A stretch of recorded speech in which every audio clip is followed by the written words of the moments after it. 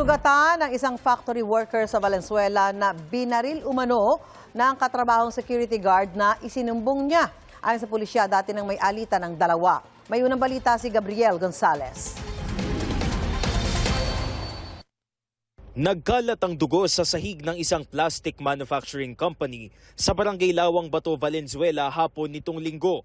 Ito'y matapos barilin umano sa tiyan ang factory worker ng kumpanya.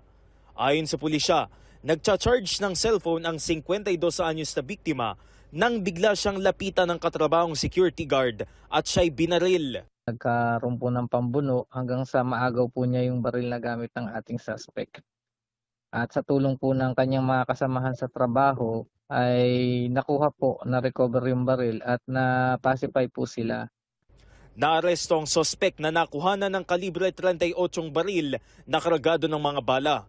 Isinugod naman sa ospital ang biktima. Nakakulong na sa Valenzuela Police Station Custodial Facility ang sospek na nahaharap sa reklamong frustrated murder at illegal possession of firearms. Dahil yung baril na kanyang ginamit ay hindi pala sa kanya naka-issue, napag-alaman namin na ito ay sa security agency. Tumangging magbigay ng pahayag ang sospek. Batay po sa aming investigasyon, meron na silang dating alitan nitong victim. Di umano, ang ating biktima ay sinusumbong ang gawain nitong suspect na kapag naka-duty siya bilang gwardiya ay nakainom siya. Sinusubukan pa naming hinga ng pahayag ang biktima.